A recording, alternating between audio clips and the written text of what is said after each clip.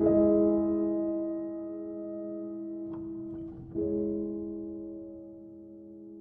you like to be the President of the United States? I really don't believe I would run it, but I would like to see somebody as the President who could do the job, and there are very capable people in this country. Why wouldn't you dedicate yourself to public service? Because I think it's a very mean life. I would love and I would dedicate my life to this country, but I see it as being a mean life, and I also see it as somebody with strong views and somebody with the kind of views that are maybe a little bit unpopular, which may be right, but may be unpopular, wouldn't necessarily have a chance of getting elected against somebody with no great brain but a big smile. This sounds like political presidential talk to me, and I know people have talked to you about whether or not you want to run. Would you ever?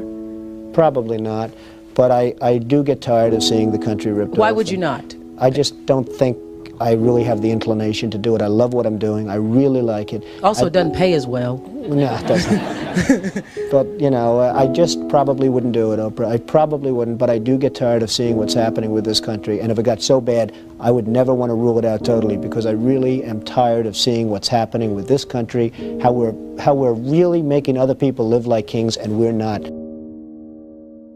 You've said, though, that if you did run for president, you believe you'd win.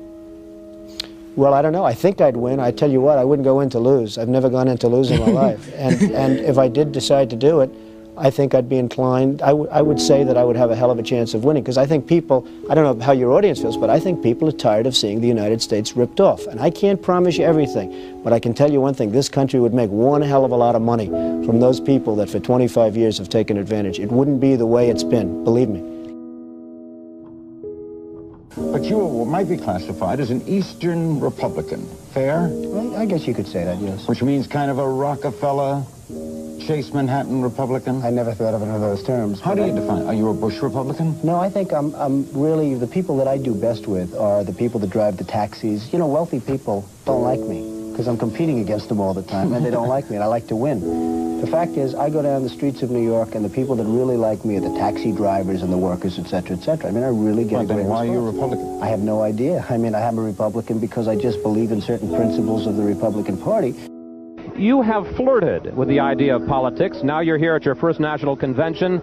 Does that get you interested in possibly making the plunge? Now you have to tell me something. Who told you I flirted? Well, I didn't know that I flirted with. Well, you took out full-page ads in the New York Times to talk about your foreign policy. Some people would say... I do feel very strongly about the country. I love the country. You've become a role model in this country. The reason that your book sells, the reason that your board game sells, is because people are looking to leaders. People are looking for values, and you're one of the people. And it's no, you may dismiss it, but people are talking about, you know, Donald Trump for president. What they're really talking about is Donald Trump, show us the way. Well, be the true white hat. I'm, again, somebody that has a good instinct financially. I have had historically. I followed markets. I've been going the right direction, whether it's New York real estate or stocks or whatever. I know from a common sense financial standpoint that something has to burst. When a country is losing billions and billions and billions of dollars a year, and when other countries are making hundreds of billions of dollars, something is going to burst, and it's going to start here. I know it. It's a question of when. To me, it's not a question if, it's a question of when.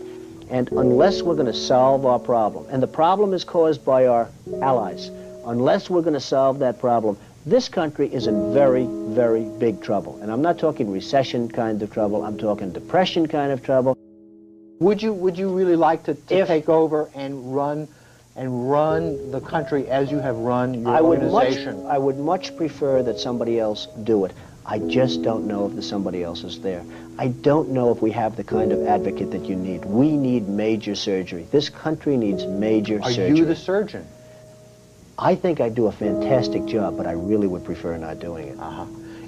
Are you saying you will take it only if drafted? No, I'm not saying that. I'm saying that I hope that somebody comes along who can be an advocate, and I think that somebody will be so popular, But you haven't seen it. He or she will be the most, but I don't see it now. I wish that person were there. But again, I do know one thing. It's not a question. This country is losing hundreds of billions. It's not a question if, it's a question when. I have never understood how this is possible. I have never understood how somebody throughout this country didn't sue the United States government and have that overturned. I mean, you had people, investors, investing over a 10-year period for under a set of conditions. And this is, as I was talking before, playing the game. We're all playing by a certain set of rules. The rules were changed for the government, but they weren't changed for us. I mean, it was an incredible circumstance that happened. And people went bust by the hundreds of thousands, and I hope you weren't one of them in terms of that, but obviously you know a lot of people that were. They changed the rules on taxes, and you have some incredible situations where people guaranteed personally a stream of payments to be paid over a 10-year period based on a stream of tax benefits for perhaps a very good job, like a low-income housing development. Nothing wrong with that, a very positive thing. And after 2 years, they got wiped out with the taxes, and yet they still owed all of this money. And many of these people, most of these people, had to declare bankruptcy. They couldn't pay it. I deal with foreigners all the time. I deal with foreign leaders all the time. I know many of the foreign leaders probably better than a lot of the so-called candidates that are running on the Republican and Democratic tickets. I think I'd get along very well with them. And I think you'd have a lot less gridlock in Washington if I decide to do this and if I won.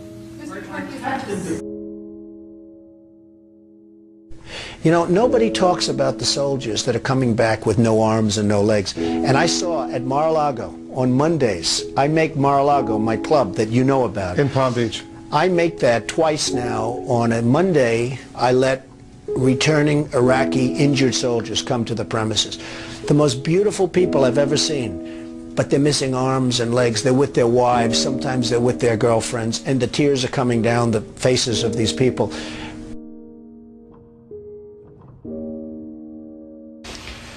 Well, I just hate what's happened to this country. We've gone to a country that's no longer respected.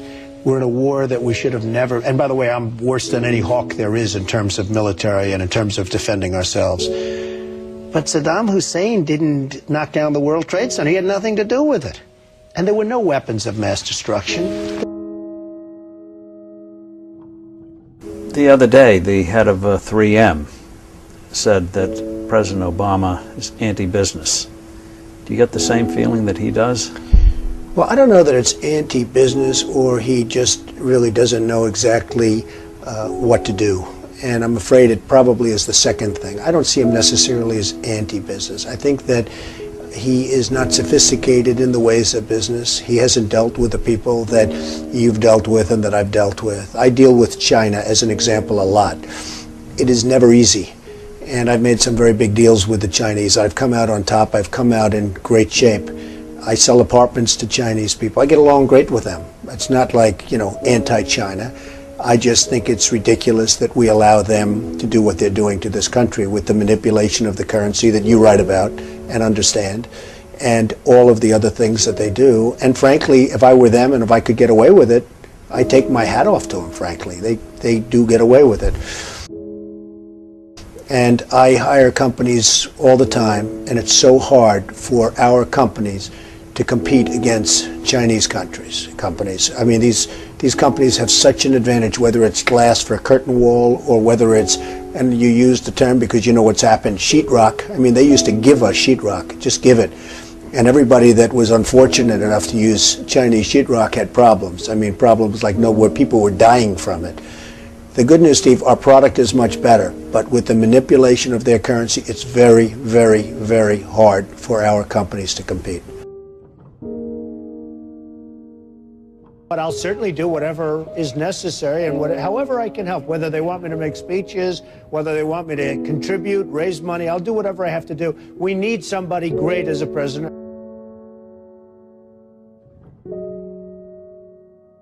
I know that you were mentioning that Aaron and I did a kind of an interesting video not that long ago in August about how things have fallen apart. But at that point, the only people who were saying it were us and you. I was saying it. I was saying it a long time ago. And frankly, they're talking about 50 basis points. I think you should drop it a point, a full, solid 100 basis points, and just sit back and see. And I was actually looking at somebody, a gentleman from Goldman Sachs was saying 175. So that's going to be interesting. But I think that's ultimately going to be happy. And it would be nice if Ben could get now ahead of the curve instead of always being behind the curve. He's behind the curve. Say what you want about Alan Greenspan. He was always slightly ahead of the curve. And that was always brilliant. And he had this incredible reputation. I think Ben has to get a little bit ahead of the curve. He has to do something dramatic. And I really think what he should do is surprise the hell out of everyone and do it 100. And let's see what happens. That would be big. Any politician, do you think, has the pulse? Anyone running for president has the pulse of what you know about the economy? Well, the biggest problem is something I never hear about. I told you about it once. Every time they lower interest rates, the cartel, because I call it a cartel, the illegal monopoly, raises oil prices, okay? So the monopoly, because that's all it is, it's a total illegal monopoly. If businesses ever formed OPEC, everybody would be put in jail. Here they are, and every time a country hits oil, they're invited in to the cartel, okay? It's a disgrace. So what happens is every time interest rates go down, oil prices go up, and it's the same number. I mean, practically the same money. So they lower it, they raise it, they lower it, they raise it. Now you have oil that's close to 100, going to be over 100, and nobody in this country calls and says, get that damn oil price down. You get it down.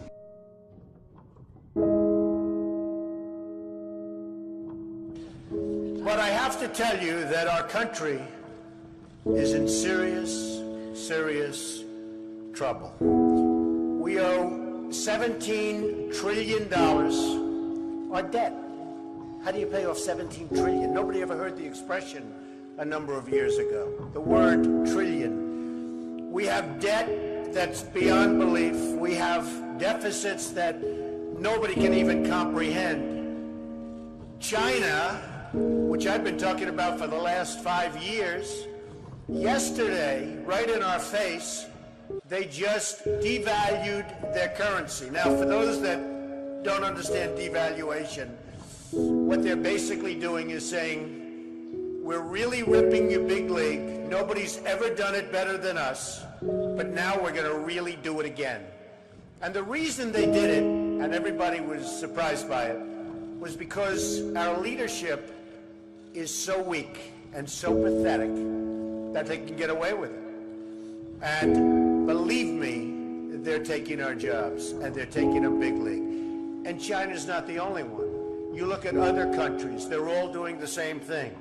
They have no respect for our leader, and frankly, they have no respect any longer for our great country. And it's so simple to solve. What we need is a strong economy. What we need is jobs. Now, you hear these phony job numbers, 6.7%. The 6.7% is probably 21 or 22% real numbers. When you give up looking for a job, it's like they consider you employed. It's amazing. They changed this. You know, in the old days, if you had people that couldn't find work, they couldn't find work. Today, such a huge number. Now you look at what's going on with Afghanistan.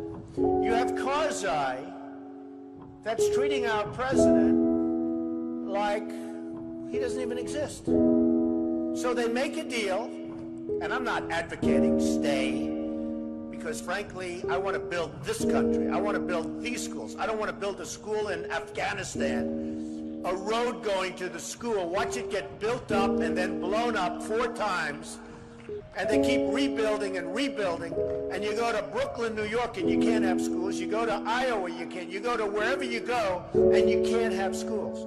Because we don't have any money, because we're spending it in other places where, frankly, they don't want us, and I don't want them. And it's amazing.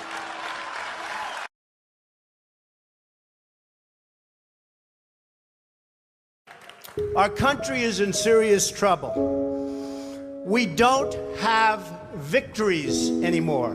We used to have victories, but we don't have them. When was the last time anybody saw us beating, let's say, China in a trade deal? They kill us. I beat China all the time. All the time. When did we beat Japan at anything? They send their cars over by the millions. And what do? When was the last time you saw a Chevrolet in Tokyo? It doesn't exist, folks. They beat us all the time. When do we beat Mexico at the border? They're laughing at us, at our stupidity. And now they're beating us economically. They are not our friend, believe me. But they're killing us economically. The U.S. has become a dumping ground for everybody else's problems. Thank you. It's true. Islamic terrorism is eating up large portions of the Middle East. They become rich. I'm in competition with them. They just built a hotel in Syria. Can you believe this? They built a hotel. When I have to build a hotel, I pay interest. They don't have to pay interest because they took the oil that when we left Iraq, I said we should have taken. So now ISIS has the oil. And what they don't have, Iran has. And in and I will tell you this, and I said it very strongly, years ago, I said, and I love the military, and I want to have the strongest military that we've ever had, and we need it more now than ever, but I said, don't hit Iraq, because you're going to totally destabilize the Middle East. Iran is going to take over the Middle East. Iran and somebody else will get the oil, and it turned out that Iran is now taking over Iraq. Think of it. Iran is taking over Iraq, and they're taking it over big league. We spent $2 trillion in Iraq. $2 trillion. We lost thousands of lives, thousands in Iraq. We have wounded soldiers who I love. They're great. All over the place. Thousands and thousands of wounded soldiers. And we have nothing. We can't even go there. We have nothing. And every time we give Iraq equipment, the first time a bullet goes off in the air, they leave it. Last week I read 2,300 Humvees.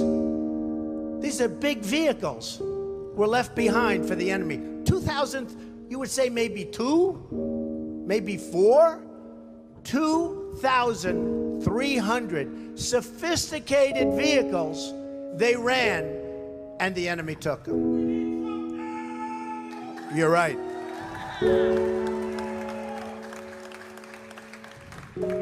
Last quarter, it was just announced, our gross domestic product, a sign of strength, right?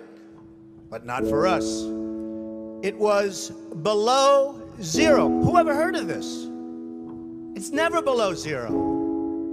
Our labor participation rate was the worst since 1978. But think of it, GDP below zero. Horrible labor participation rate. And our real unemployment is anywhere from 18 to 20%. Don't believe the 5.6. Don't believe it. That's right, a lot of people up there can't get jobs. They can't get jobs because there are no jobs. Because China has our jobs and Mexico has our jobs. They all have our jobs. But the real number is anywhere from 18 to 19 and maybe even 21%. And nobody talks about it because it's a statistic that's full of nonsense.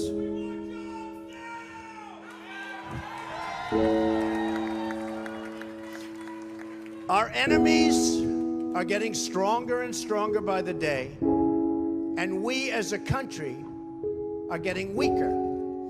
Even our nuclear arsenal doesn't work. It came out recently.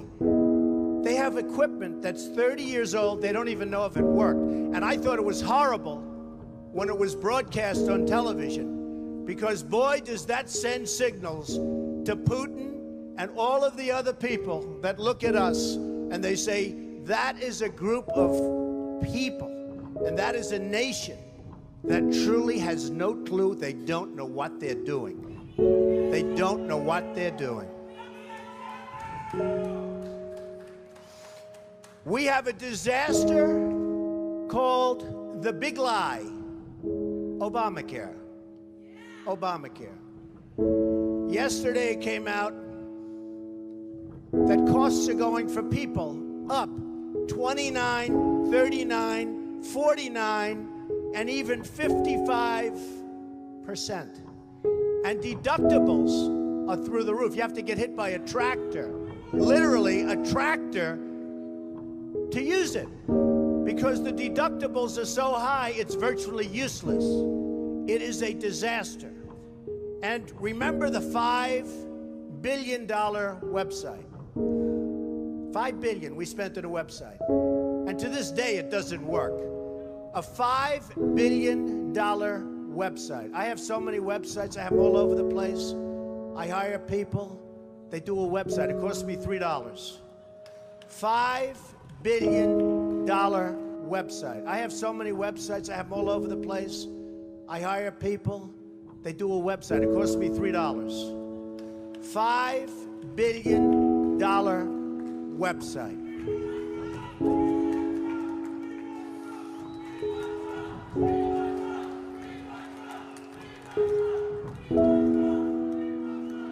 Well, you need somebody, because politicians are all talk, no action. Nothing's going to get done. They will not bring us, believe me, to the promised land. They will not. As an example, I've been on the circuit making speeches, and I hear my fellow Republicans, and they're wonderful people. I like them. They all want me to support them. They don't know how to bring it about. They come up to my office. I'm meeting with 3 of them in the next week, and they don't know. Are you running? Are you not running? Could we have your support? What do we do? How do we do it? I like them. And I hear their speeches, and they don't talk jobs, and they don't talk China. When was the last time you heard China's killing us? They're devaluing their currency to a level that you wouldn't believe. It makes it impossible for our companies to compete. Impossible. They're killing us. But you don't hear that from anybody else.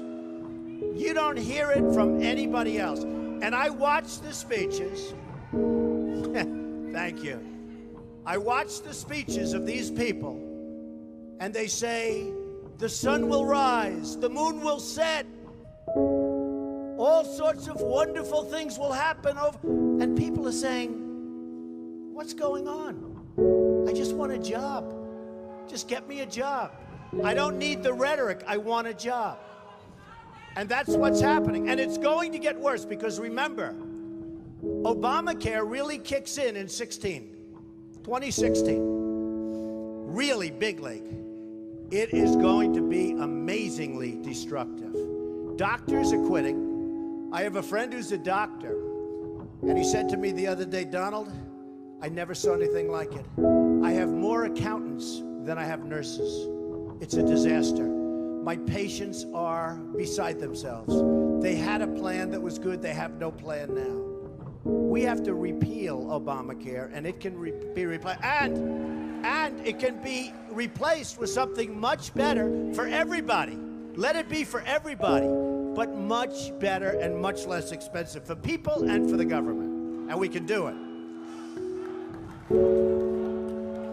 So, I've watched the politicians. I've dealt with them all my life. If you can't make a good deal with a politician, then there's something wrong with you. You're certainly not very good. And that's what we have representing us. They will never make America great again. They don't even have a chance. They're controlled fully. They're controlled fully by the lobbyists, by the donors, and by the special interests, fully. They control them. Hey, I have lobbyists, I have to tell you. I have lobbyists that can produce anything for me. They're great. But you know what? It won't happen. It won't happen because we have to stop doing things for some people, but for this country, it's destroying our country. We have to stop, and it has to stop now. Now, our country needs a truly great leader. And we need a truly great leader now. We need a leader that wrote The Art of the Deal.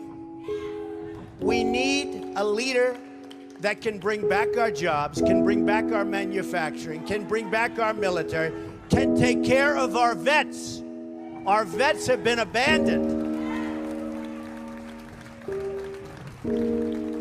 And we also need a cheerleader. You know, when President Obama was elected, I said, well, the one thing I think he'll do well, I think he'll be a great cheerleader for the country. I think he'd be a great spirit. He was vibrant, he was young. I really thought that he would be a great cheerleader. He's not a leader, that's true. You're right about that. But he wasn't a cheerleader. He's actually a negative force. He's been a negative force. He wasn't a cheerleader. He was the opposite. We need somebody that can take the brand of the United States and make it great again. It's not great again. We need somebody. We need somebody that literally will take this country and make it great again. We can do that. And I will tell you, I love my life. I have a wonderful family. They're saying, Dad, you're going to do something that's going to be so tough. You know, all of my life I've heard that a truly successful person, a really, really successful person, and even modestly successful, cannot run for public office. Just can't happen. And yet that's the kind of mindset that you need to make this country great again. So, ladies and gentlemen, I am officially running for President of the United States, and we are going to make our country great again.